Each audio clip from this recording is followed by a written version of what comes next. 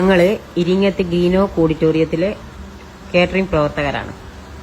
ഇന്ന് ഈ വീഡിയോ ഇടാനുള്ള പ്രധാന കാരണം ഒരാഴ്ച മുമ്പ് നടന്ന ഒരു കല്യാണവുമായി ബന്ധപ്പെട്ട് ഒരു വിവാദങ്ങൾ ഇവിടെ ഉണ്ടായിരുന്നു. പിന്നെ ഡ്രസ് കോഡുമായിട്ടുള്ള വിവാദമാണ്. ഞങ്ങൾക്ക് ഇവിടെ കേറ്ററിംഗ് സർവീസിന് 3-4 തരം ഡ്രസ് കോഡുകളുണ്ട്.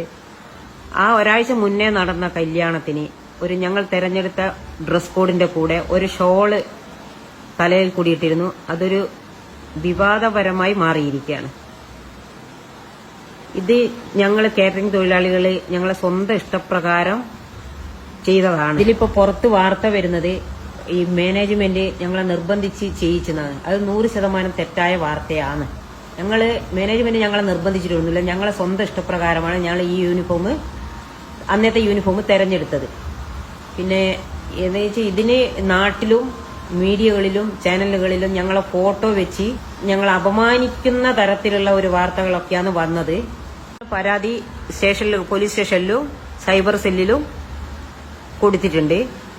പിന്നെ അവര് പിൻവലിക്ക എന്ന് പറഞ്ഞിട്ടുണ്ട്. ഇനിയും ഇങ്ങനെയുള്ള പോസ്റ്റുകളും എല്ലാം മീഡിയകളിലോ അല്ലെങ്കിൽ ഞങ്ങളെ ഫോട്ടോ വെച്ചിട്ടുള്ള വാർത്തകൾ വരികയാണെങ്കിൽ ഞങ്ങൾ ശക്തമായ നിയമ നടപടികളുമായിട്ട് ഇനിയും മുന്നോട്ട് പോകുന്നതായിരിക്കും. ഒരു 4-5 വർഷമായിട്ട് ഞങ്ങൾ നല്ല രീതിയിൽ നടന്നു പോകുന്ന ഒരു കേറ്ററിംഗ് സർവീസാണ് ഇവിടെ ഏകദേശം 40-50 കുടുംബങ്ങൾ ഇവിടെ സ്ഥിരമായിട്ടും താൽക്കാലികമായിട്ടും പണിയെടുക്കുന്നുണ്ട്. ഇതുവരെ മാനേജ്മെന്റിന്റെ ഭാഗത്തു നിന്ന് ഞങ്ങൾക്ക് യാതൊരു ബുദ്ധിമുട്ടും ഉണ്ടായിട്ടില്ല.